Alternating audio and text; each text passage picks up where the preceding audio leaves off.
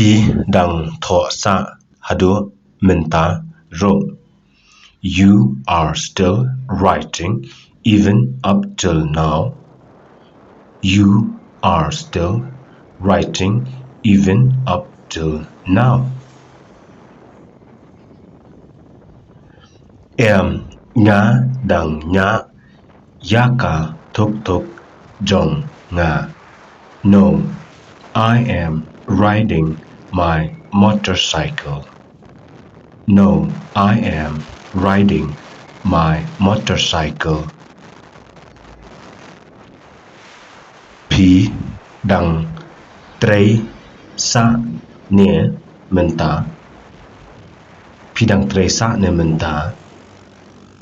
Are you still working now? Are you still working now? Nga lawan na jing trei mynta. Nga lawan na jing trei mynta. I came from work now. I came from work now.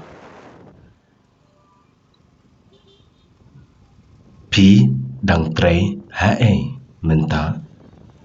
Dang trei hae mynta. Where are you working now? Where are you working now?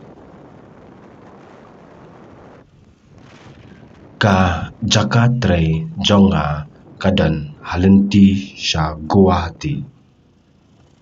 My working place is located on the way to Guwahati.